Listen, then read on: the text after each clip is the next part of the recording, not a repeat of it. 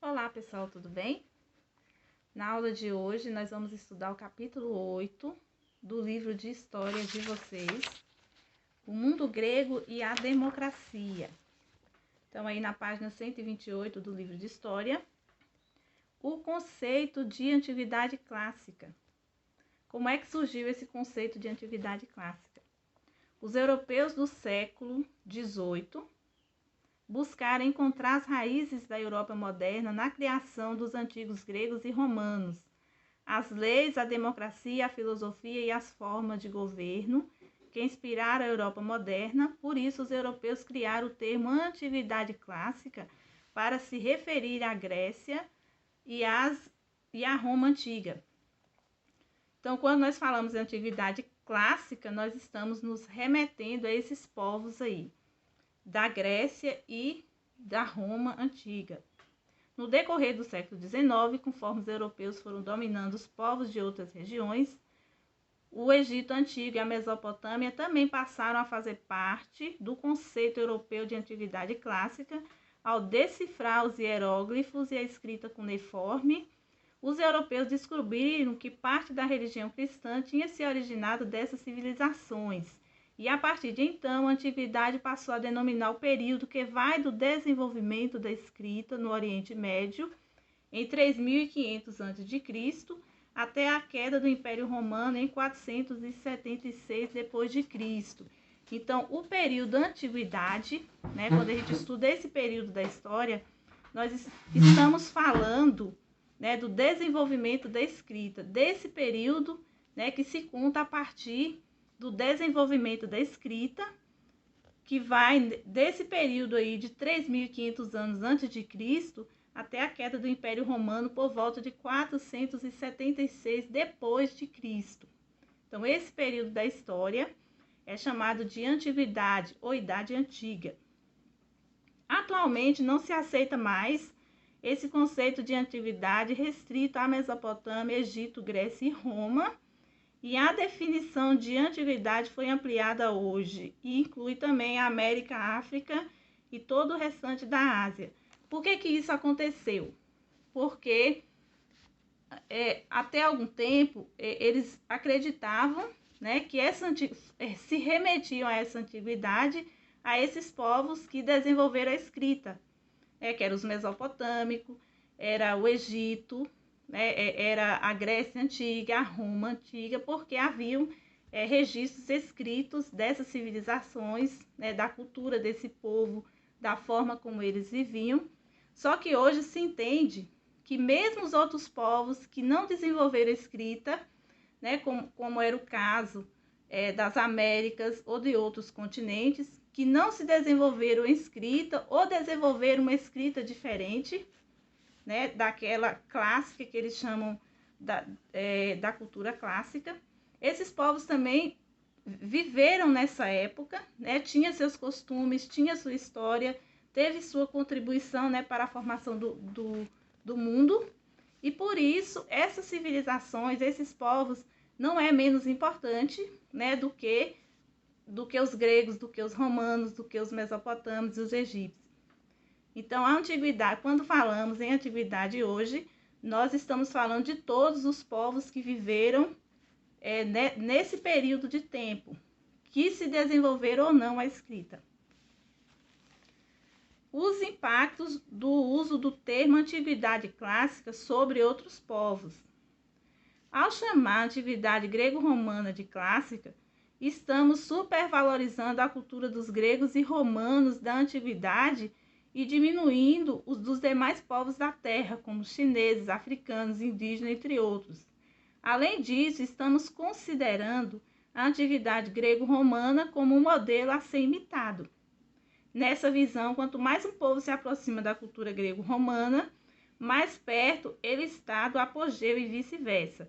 Isso não é mais aceito pelos historiadores atuais, porque hoje nós sabemos que a cultura são diferentes entre si, mas nenhuma é superior à outra. Então, não existe uma cultura superior à outra, Todas elas têm sua importância e deve ser respeitada. Então, para que se serve a antiguidade clássica, que se refere à Grécia e à Roma na antiguidade? Então, por que os livros hoje né, ainda utiliza esse termo antiguidade clássica.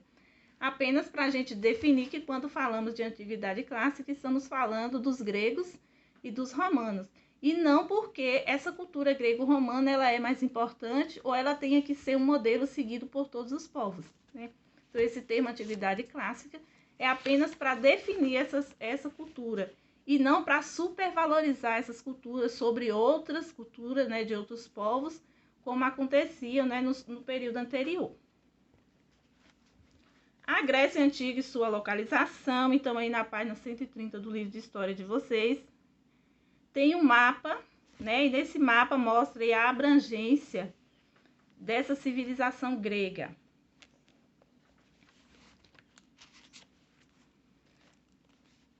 Vamos falar também da cidade-estado. Lembra que nós falamos da cidade-estado lá na Mesopotâmia? Nós falamos da cidade-estado nas civilizações da América, né? Alguns povos, né? Alguns impérios indígenas. E como foi que surgiu, né, essa cidade-estado? Por volta de 1200 a.C., a base da organização social passou a ser o oikos. O que era o oikos? O oikos era uma grande família, seus dependentes e seus bens, suas casas, terras e animais. Essa família não era a família tradicional, né, pai, mãe, filho, mas era uma grande família. Lembra de algum que nós estudamos na aula passada sobre alguns povos indígenas que tinham uma família numerosa com pai, mãe, irmãos, primos, avós, né? Então, toda uma família extensa. Então, o oikos era parecido, né, com essas famílias de algumas etnias indígenas. Então, uma família muito numerosa. E esse oikos não era organizado só por pessoas, mas por todos os bens que essa família possuía, né, como casa, terra e animais. Os membros do oikos acreditavam ter um antepassado comum. A produção do oikos era voltada para a subsistência. Então, toda essa grande família, né, trabalhava, cultivava para o sustento dessa grande família. O chefe do maior e mais rico oikos ganhou poder, tornou-se rei e passou a governar, auxiliado por uma assembleia de guerreiros saídos de outros grupos familiares. Essa assembleia, formada por guerreiros com igual poder de decisão, deu origem à cidade-estado grega. Então, como é que nasce a cidade-estado?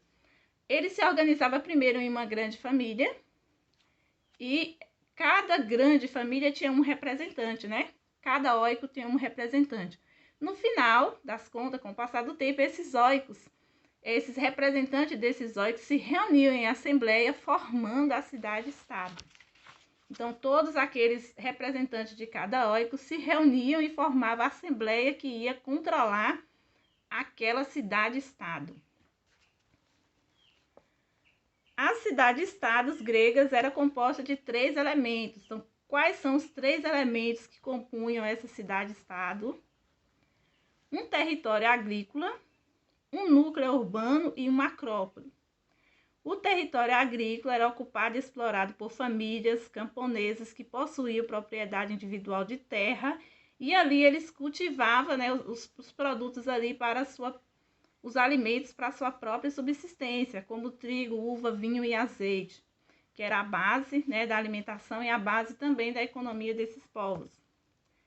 Um núcleo urbano era como se fosse uma cidadezinha com praça de mercado, com templos, oficina de artesão, lojas de pequeno comércio e o porto por onde se fazia comércio com o exterior. E uma acrópole que servia como defesa e símbolo da unidade territorial. Observa aí no desenho da página 132, nós temos aí uma acrópole da cidade de Atenas. Então, esses três elementos que compunham a cidade-estado. O território agrícola, que era de onde eles trabalhavam e tiravam ali o seu sustento. Um núcleo urbano, que era uma cidadezinha, né, tipo uma praçazinha. E uma acrópole que servia como defesa, né? Era o símbolo ali de que ali existia uma espécie de governo, né? E nós continuamos na próxima aula, né? Até lá.